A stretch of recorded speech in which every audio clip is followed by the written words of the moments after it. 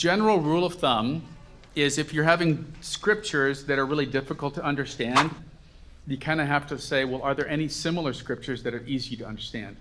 And on that one, there's not many. Quick on the whole thing with women and men. If we can get into women should shut up at church, and you get to ask your question when you get home and are in the kitchen and you're submissive, and then you can ask your question, right? So that we can try to dissect the Greek words there. Or we can say, what is the entire context? Like, let's just look at context. Look at the context in the New Testament. Jesus didn't come to create layers of society.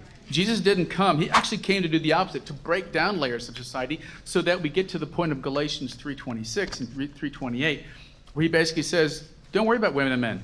It's the same thing. Don't worry about slave or free, and don't worry about Jew and Gentile. It's all.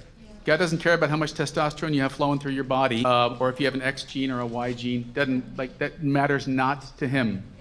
And so, with that overall context of Jesus came to free us from all these layers of hierarchy, and he created the upside down, the real upside down, where he says it's no longer going to be the way you look at it. Power is completely different than the way you're. So that's what Jesus came to create, and Paul did that too. Within their culture, they did as much as they could do. But Jesus was a complete rebel.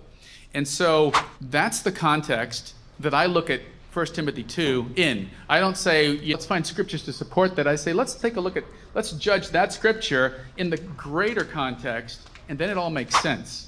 Then it makes sense, and you go, okay, that's a cultural thing. Quote, you might call it disputable matter, but that's a real cultural thing that happened in that city, and you can get even further into the topic of Ephesus, and Ephesus having the goddess Artemis, and the whole, there's a lot of other stuff going on.